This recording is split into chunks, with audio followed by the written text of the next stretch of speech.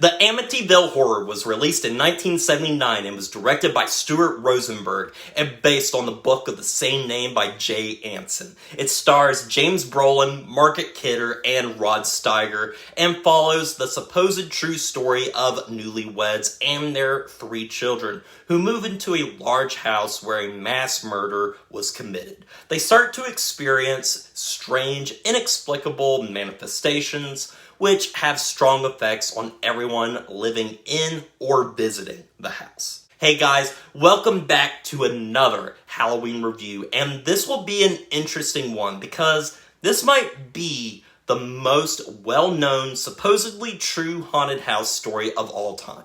Everyone by this point knows the events of the Amityville Horror. It was a very popular book that was turned into a franchise of horror films, and since its release has been littered with controversy. Many believe the story to be a hoax to make money off of a home with a tragic past, while others believe the events actually happened. The story, nonetheless, took the world by storm, and whether you believed the Lutz family or not, you knew their story. I'm always fascinated by the ideas of ghosts and evil spirits, and as a concept, I love the based on a true story haunted house genre, because there's this feeling I get watching those movies that's totally different from any other haunted house movie. My brain wants to believe the events actually happened, and for certain reasons, that's very rarely the case. But it's why I love movies like The Conjuring, and I'm just fascinated by this genre because I want to believe it was real, even when the true story is very hard to believe in the first place. So, for this October, I wanted to talk about the most well-known ghost story of all time and see how the film holds up. I have seen this film once before, and I wasn't all that impressed with it at first, but for this review, I wanted to give the film another shot, and I'm glad I did, because I think this is overall a pretty solid ghost story, and would serve as a blueprint of sorts for other haunted house movies to come. But before we get into that, let's go behind the scenes to see just how this film was made. Before we get into the events of the film's making, perhaps we should start talking about the events that led to the creation of the book. On November 13th, 1974, Ronald DeFeo murdered his entire family at their home at 112 Ocean Avenue in Amityville, Long Island. DeFeo was eventually convicted and was sentenced to life in prison. 1 year later, the Lutz family moved into the same house at a reduced price, and right from the start, their time living in the house was supposedly plagued by horrible occurrences with evil spirits and mood changes, especially with the father, George Lutz. After only living in the home for 28 days, the family eventually moved out and never returned, but recounted their horrific experience in a book that became a bestseller. Since its release, though, the book and their story has been questioned by many skeptics as a way to get publicity, as the current owners of the home have not experienced anything like the Lutz had, and the family had been accused of sensationalizing a tragedy. Even to the point the book has several contradictions in it. However, people have still been fascinated with this story to this day, and book rights would eventually be purchased by Samuel Z. Arkoff. The author of the book, Jay Anson, went on to write a teleplay based on his work and was intended to be shot as a made-for-TV movie on CBS, but it was Arkoff who called CBS to get the film produced as a theatrical film, but giving CBS the broadcasting rights. And so Arkoff hired Sandra Stern to rework the script into a feature film. James Brolin was offered the role of George Lutz and was initially hesitant to join the project.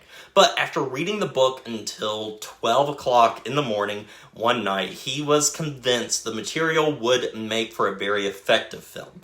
Margaret Kidder was also cast as Kathy Lutz after her breakthrough performance as Lois Lane in Superman. When filming began, the crew initially wanted to film in the actual Amityville location, but were denied access by local authorities. Newspaper articles were published in the meantime about homeowners leasing their houses for the production.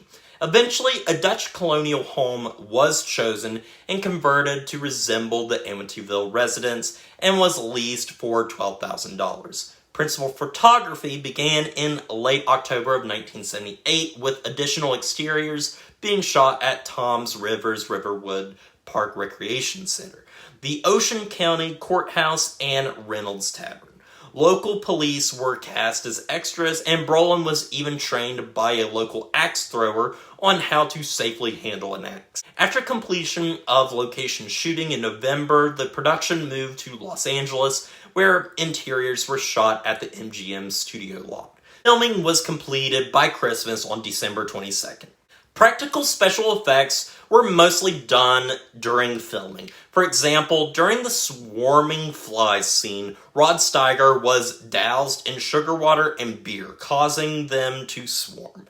The film was scored by Lal Schifrin. When composing the main theme, he was given a static image of the home, and he got the idea to write a haunting, distorted lullaby for the film, using 3 children's voices. The Lutz family just happened to have 3 children.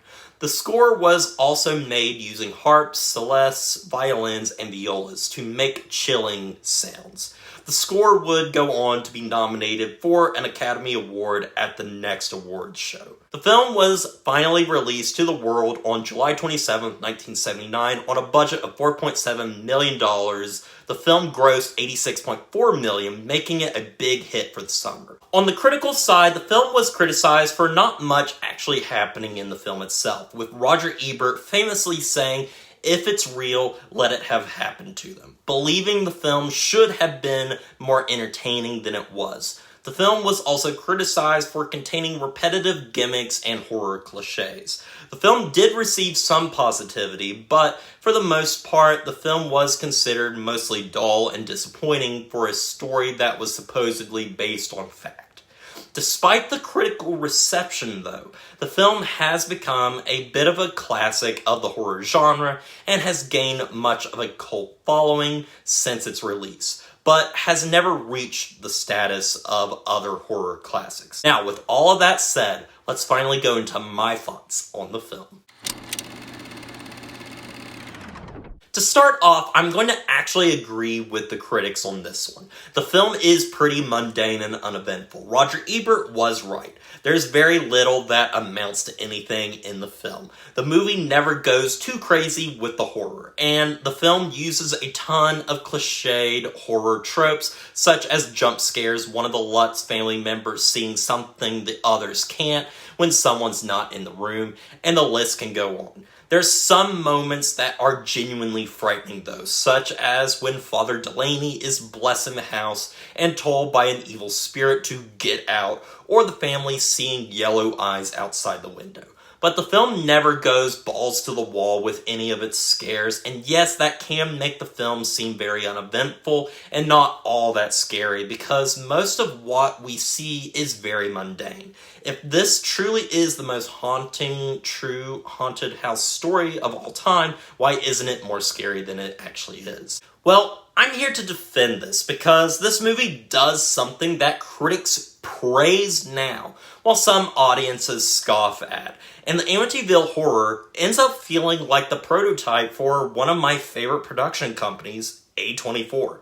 Now, I know some of my audience members are not the biggest fans of A24, but stay with me on this. The horror in many A24 films is oftentimes not as in-your-face as a traditional horror movie. I love the Conjuring movies, but there's a difference between that bombastic kind of horror and the long, drawn-out horror of something like The Witch or Hereditary. And both kinds of horror, I think, work, and the type of horror this film tries to communicate isn't really the sensationalistic horror that mass audiences thrive on. Because at the end of the day, the Amityville Horror takes its time. It sets up the characters, creates an uneasy feeling, gives you a few non-scares and little glimpses of what could be, but nothing truly horrific happens like a modern-day haunted house film. The horror comes more from how this family is slowly falling apart and George Lutz's slow descent into madness. That's where this film's horror shines. I'm not going to sit here and say this movie is all that scary, though. It's really not. But director Stuart Rosenberg knows how to create an unsettling feeling. And just a feeling can be more scary than an actual scare sometimes. I think the fact that the movie doesn't have all the sensational horror of other scary movies adds more validity to the true story aspect. I don't really care if someone believes or doesn't believe these events really happen, but the fact that nothing crazy happens like what Roger Ebert wishes was in the film, I think kind of ties back into this idea that if they wanted to truly make a scary story to make money off of, they would have come up with the scariest things possible. But instead, what we have here is a story that isn't all that sensational for the most part, and I think it ends up making it scarier than at first glance. I hope that makes sense. In short terms, they could have made this movie scarier, but in trying to keep with the Lutz's account of the events, the fact that it's not super sensationalized allows you to maybe consider that this story might actually be true, even if it's completely fabricated. Honestly, the moments that terrify me the most are the reveal of the red room in the basement when they break open a wall under the basement stairs to find a room completely painted red. It's unsettling and feels like doing so has opened a gateway right to hell itself. And I think George Lutz's transformation over the course of the film is genuinely terrifying. There's nothing scarier to me than someone going through a sharp character shift, and watching George descend into madness is really well done, and that's a point I want to make, and that is the performances all around for this film are really good. James Brolin in particular is excellent as George Lutz and really comes off as a menacing force as the film goes on. He slowly becomes scared and deranged and worried for his family and his own sanity. The breaking point for me is very well done when he yells to himself, "I'm tearing apart." That realization is so good. Margaret Kidder is also great as Kathy and is a great supporting player. It's so good seeing the early scenes of a happy family, such as the first minutes of the film when they're touring the home. These scenes are hopeful. And then slowly the story descends into darkness and these actors can really pull off some good performances. Rod Steiger is also great as Father Delaney, who might be the most affected by the horror in the house, as it makes him physically ill and all the horrific things that begin happening to him. He pulls off a man falling apart and his faith being shaken so well.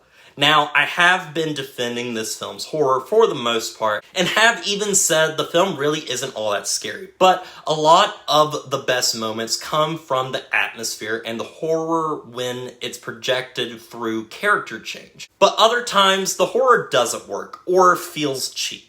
There are the classic jump scares here and there, characters seeing things as soon as people walk out of the room, and some moments that are just very over the top, that it's just kind of hard to find some of it all together scary. But there are moments where the horror does land, like some of the moments I previously mentioned. It does work, but just not all the time. One moment in particular that just comes off as silly is the reveal of Jody the pig in the window of the house. The reveal isn't all that terrifying, and it comes right after an earlier scene when we see some evil-looking eyes outside a window earlier. The finale, though, I think is very well done, and though the Lutzes have been scant on details of that night, what they do to recreate what could have happened that night is honestly pretty good, if not the scariest in the world. There's some tension, and the part where George has to go back into the house and falls into the Red Room is very hellish and otherworldly. I also have to give props to Lal Schifrin for the score. The haunting children's choir that opens the movie sets a great mood overall and is, in my honest opinion, a classic horror movie score that is absolutely chilling. But there's some hopeful tracks in there as well, such as when they first visit the house with all the hope in the world for a new start to their lives. I think the music is just really good and adds to the ambiance of the film nicely, but is never too over the top either. I just wish the film was better than it is. I've praised many aspects of the film because there's plenty here worth praising, from the performances, atmosphere, and music, but not all the scares are there. And there's an overall cheapness to the production that I think turns the supposed true story into just another horror film that at times feels inspired but also feels kind of generic as well. I think it helps having a director like Stuart Rosenberg at the helm. But sometimes the film feels cheap and amateurish and just doesn't feel like it was given the same care that other horror classics at this time, such as Rosemary's Baby and The Exorcist, had. And perhaps some of that is trying to get this story out quickly while the story was popular. I wonder how this story would be if it was told now and not in the same way the remake tries to update the story, but actually taking from the book and giving it the same treatment and love and care that was in something like the first Conjuring movie. I think right there would be a classic horror film. The Amityville Horror is not much of a classic, but it's not bad like the reviews would lead you to believe. It's a flawed film from a story that has been scrutinized to death, but has some good performances, great atmosphere, and music, and I enjoyed it much more this time around than my previous watch through of it. I still think it's worth checking out, but definitely damper your expectations for this one. And with all that said, I'm going to give the Amityville Horror a 7 out of 10. Well guys, I want to thank you for watching this review. I originally had something else planned, but after watching this movie, I knew I had to talk about it. But if you've seen the Amityville Horror, what do you think about it? Let me know in the comment section below, and look for my final review for the month of October, because this Halloween, I'm going to be reviewing the next film in the Halloween franchise, where I'll be looking at both versions of the infamous Halloween, The Curse of Michael Myers. Look forward to that review coming soon, and as always, don't forget to like, comment, and subscribe to the channel, and stay positive.